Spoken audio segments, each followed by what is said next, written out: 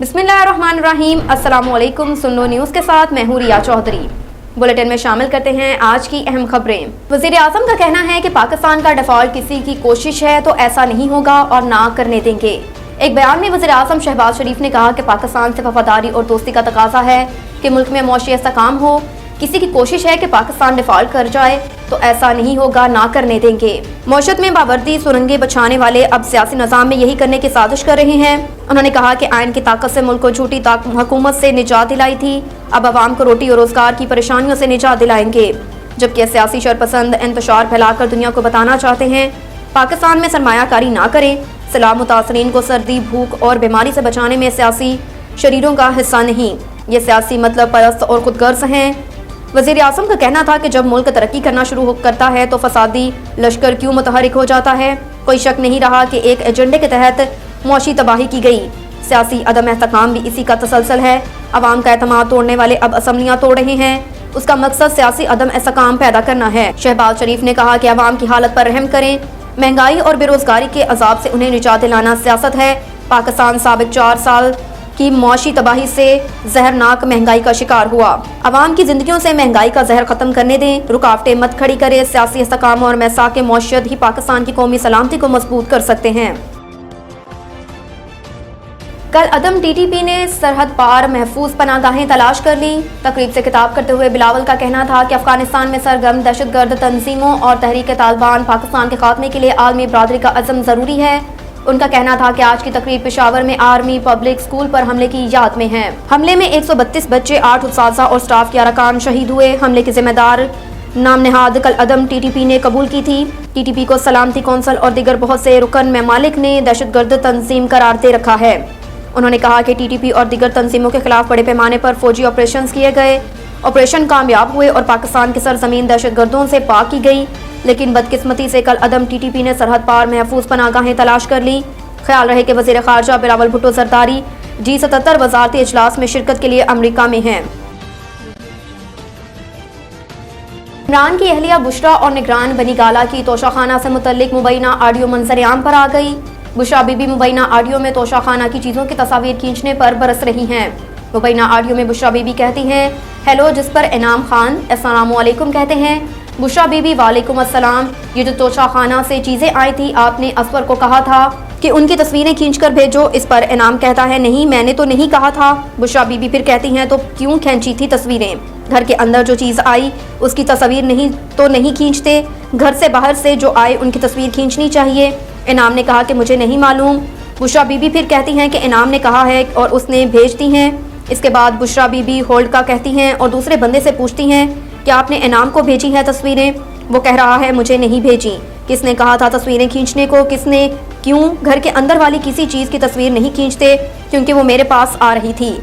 Phone पर बुशरा बीबी फिर कहती हैं कि घर से जो बाहर जाती हैं उनकी खींचनी चाहिए। घर के अंदर आने वाली चीज़ की कौन तस्वीर खींचता है? किस चीज़ का सबूत? आपको क्या ज़रूरत है सबूत देने की? बुशरा बीबी किसी दूसरे फ़र्ज से मुकालमा करती हैं कि आपने मुझसे पूछा है सॉरी का क्या मतलब? तमाशा बनाया हुआ है घर को। MS हम पर एतमाद करके भेज रहा है। आप कौन होते हैं तस्वीरें खींचने वाले? बुशरा बीबी इनाम से मुखातिब होते हुए कहती हैं कि और तुम्हें क्यों भेजी हैं उसने तस्वीरें? इस पर इनाम कहता है कि बीबी मुझे तस्वीरें आई हैं कि हम अंदर दे रहे हैं। जिस पर मैंने कहा कि बस आप बीबी को दे दें, वो जाने।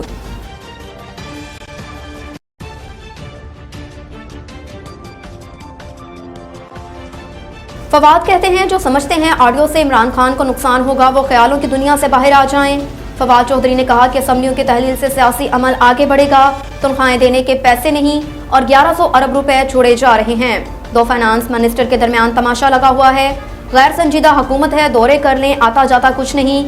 तहरीक इंसाफ के रहनुमा फवाद चौधरी ने मजीद कहा कि जमान पार्क में मीडिया से गुफ्तगू की। इमरान खान कल असम्बलियों की तहलील की तारीख का ऐलान करेंगे। पाकिस्तान की मौशियत मुसलसल गिरती जा रही है। वज़ीर ख़ारजा के दौरों पर 2.25 अरब रुपए खर्च किए गए। सफारत खानों में तनख्वाहें देने के पैसे नहीं, मुल्क में इस्तेहकाम के लिए इंतखाबात ही वाहिद हल हैं। फवाद चौधरी ने कहा कि उन्होंने करप्शन और दहशतगर्दी के मुकदमात बनाए मगर नाकाम हुए। मुख्तलिफ ऑडियो रिकॉर्ड की गई और उन्हें जोड़ा गया। तमाम ऑडियोज़ में टोटे जोड़े गए हैं। ऑडियोज़ कोई मुस्तनद नहीं है। मुख्तलिफ ऑडियोज़ रिकॉर्ड की गई और फिर उनको आपस में जोड़ा गया। जो समझते हैं इन ऑडियो से इमरान खान को नुकसान होगा वो ख्यालों की दुनिया से बाहर आ जाएं।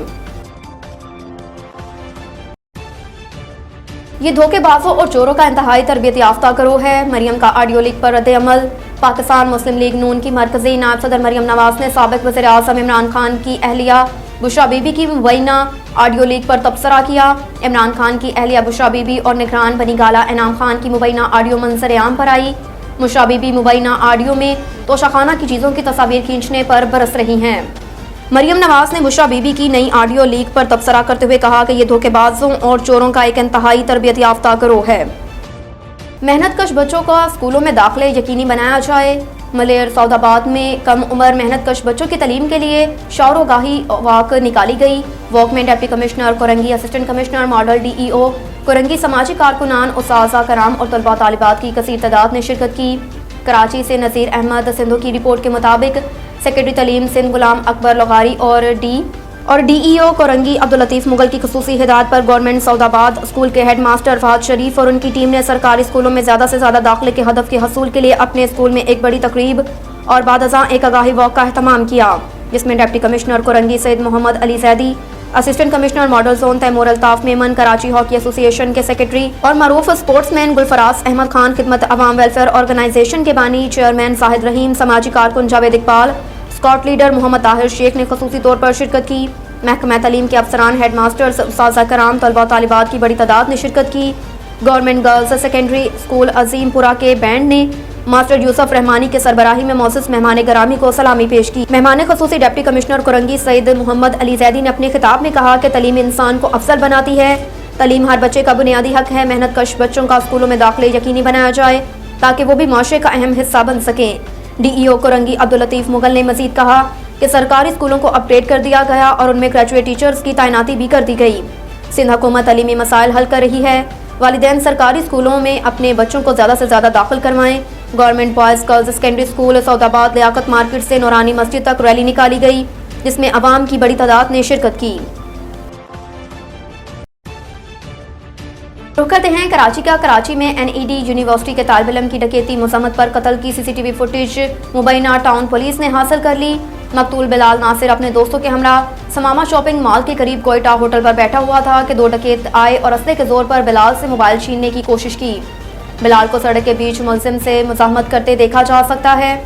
इसी दौरान दूसरा डाकू भी साथी की मदद को आ गया। डाकू ने पिस्टल सीधा किया और बिलाल पर गोलियां चला दी। Police surgeon doctor Samiya Saeed का कहना था कि मकतूल को सीने, गर्दन और टांग पर 3 गोलियां लगी। दोनों डाकू नौजवान बिलाल को गोली मारने के बाद फरार हो गए। जामहक नौजवान की शनाख्त 21 साला बिलाल नासिर के नाम से हुई।